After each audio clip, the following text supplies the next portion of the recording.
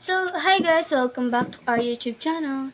And for today's video is exploring horror things or maghahanap kami ng horror things. Kasi marami naman talagang horror dito sa barangay namin kahit umaga man o mapagabi.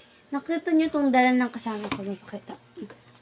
Binenta yun sa kanya ng kasama kaibigan niya 1 pesos. Kasi halata naman madumi. And then sabi daw, yan din daw yun nakakatulong, nakaka-attract ng mga multo o mga demonyo. So, let's for the go. Ano? Tara. So guys, papunta na pala kami. So guys, papunta na nga kami dun guys. Hanap kami sa amit lang. Anong nararamdaman mo? Anong parang tinuturo niya? Asan daw? Sabi niya. Yung mata niya ko. Eh, Nandun daw. oh, dun daw guys. Doon daw. Parang nandito daw siya. So guys, Dito! okay guys, dito yung unang i-explore namin. Kasi ito yung sinabi ng kasama namin. Uy! Hawakan mo. And then, dito rin naman kasi daw, maraming kababalaghan na nangyari dito. Correct! Katulad ng may mga beldo dito, mga namatay, nabagok sa ulo. And, tara? Pumunta ka na. Punta ka na. Labay. Uy, tapon. Ikaw, punta ka muna doon una. So guys, sabihin namin sa iyo yung mga kwento-kwento namin dito.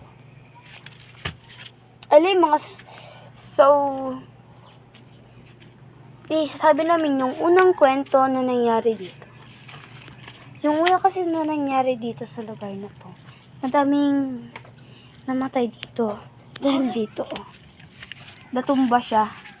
And parang nabagok to siya dito. Guys, wait lang guys. And maraming talagang namatay. Parang wala. Parang na-addict na ako nito. Charis. Diba guys? Tingnan niyo siya guys. Madami rin diyang namatay. Kaya Ito yung cutex na wag na tayong pumunta tayo dyan guys. Guys, marami talaga dito ang kababalaghan na nangyari. Next place guys is yung lugar dun, banda sa kanila. Kasi nung una kasi may narinig siya doon umiiyak. Grabe na yung sa kwarto ko. Kaya may tao din sa bahay niyo? Ha? Sino? Si mama. Oh. Wait lang, narinig niyo yun? Narinig niyo yun? Parang yun yung galing eh. Huwag na, babe. Tara guys, sige na. Lugar yung bahay ng mami Pasukin ko. natin ng ano ng lahat. Lang, Yan, parang yun doon guys. Hindi narinig niyo yun, guys. So guys, dito pala yung second. Dito rin yung dating bahay ng limaong mami.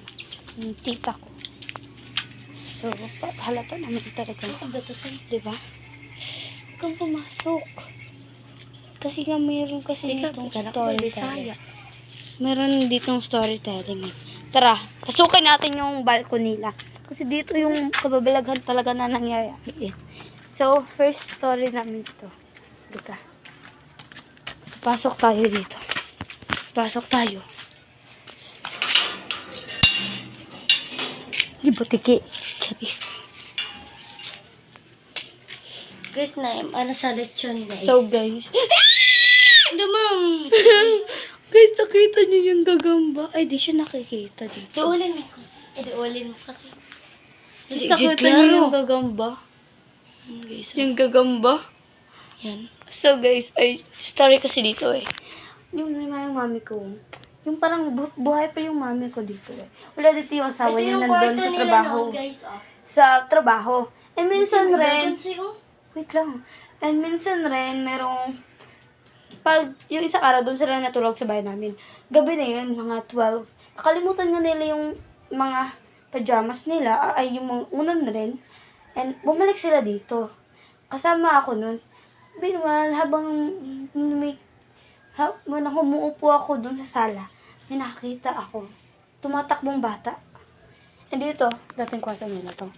Dito rin, may nakita rin ako dyan, banda. And noon, naglalaro kami dito ng kaibigan. Maliit ang gagamba day. Tingnan nyo guys. Grabe talaga ditong gagamba. Pero ito talaga yung nakakatakot. Tingnan nyo guys. Makikita ko to dito sa labas eh. What itapunan natin siya? Ikaw ano. Ilabay na ito. Nisay. Wag day. Oh, kabaho. So guys. Wala. Baso. So guys. Next is Halin ba? yung nasirang bahay nung bagyo. Yung bagyong Yolanda. Oo, tapos Manali tapos dito nangamatay yung ano, Mga mga tao. Nagbaha dun. Yun And then, trinay naman siyang ayusin ulit. Oo, eh. Pero, nang ayos dito, crash siya, nawala, natanggal siya. So guys, may nag-review. Pero may dinala. Hala, patay Diba na guys? Always talaga guys, palagi guys, may dinadala dito sa ambulansya. Dito talaga. Parang nag-disgrasya. Oo, marami na disgrasya, madaming kakasakit. Kaibigan mo. Oh, ka magpakita ulit. So guys, nandito na pala kami. Oh my gosh. Guys, ang dami mga raisan, guys. Hindi guys, ito talaga yung nangyari guys. Nirebuild natin. Siya, pistik na. Dahil nanginginig ako dahil. Guys, doon tumataas yung balibo. Guys, ang lamig. Pero may aircon. Kaya ko na dito guys. Ito guys, gagawa pa sila ng ganito dahil binago nila. Guys, ayoko na talaga. Guys, nito, hindi to nila binago talaga. Ganito na talaga nangyari. Tara na. Guys, dapat na ako. Ayoko na. Ayoko na, bala ko dyan. Guys, sabi ko na sa iyo mamaya yung story dito. Wait lang. Uy! Hawakan mo. Tara, punta tayo sa bahay. So guys, yung story doon is Doon naman to sa balibali na yan, oh. na yung Story bagyong Yolanda may Ang marami na talaga. yung bagyong Yolanda may namatay dito. Bidyoan mo nga ako. Doon ka. Laro yan, laro. Maglalaro yan, guys. Ito yung larong ano. Wait, yan, tama. Yung guys, yung bahay na yan. Oo guys, Kita yung bahay na yan, guys.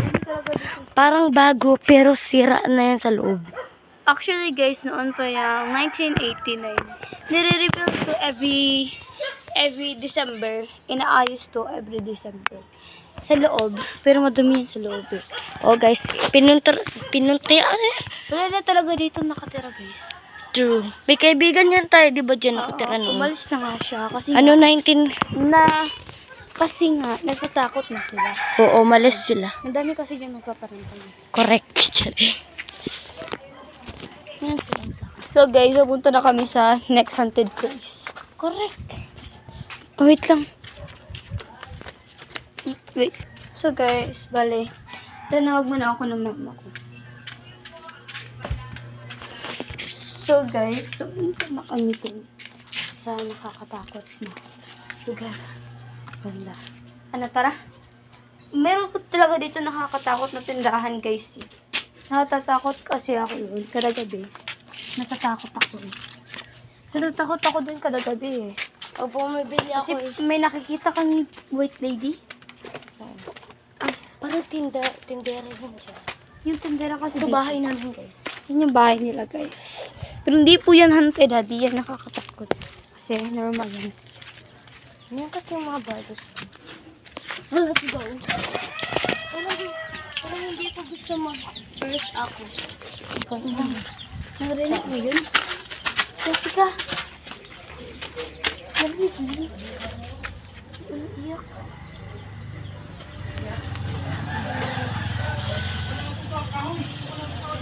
Wala ka na siya. Ito mga guys, bumili pa nga siya mga guys. So ako magkwento. Noong araw nito guys, noong yung 1985 pa yun. Diyan yung nagtitinda daw sila dyan. Kwento yan ni mama dyan sa akin noon. 1985. Diyan daw is, maiwan ko na-stroke daw yun. Diyan daw siya na-stroke. Tapos, yung mga anak niya is, nandun sa sa Manila.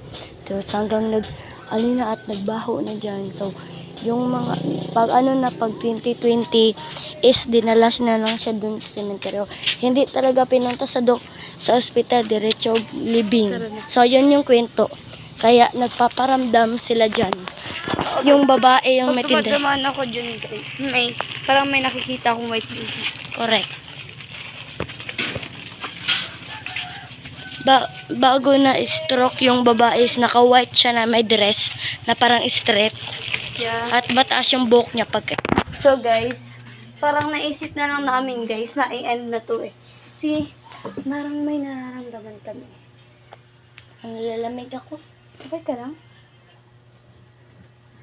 Wait lang. Wait lang. Ding, lamig mo, day. Huwag kang ganyan. Tatayo yung mga... Lamig. Huwag kang ganyan, day. Guys, parang nag-release na siya, guys. Sumusura sa babae. Anong babae? Yung sa tindahan. Anong tindahan? Ano ba? Huwag kang nga mag-prank. Lamig. Yung siya. Ako sa'yo, nanginginig. Ah!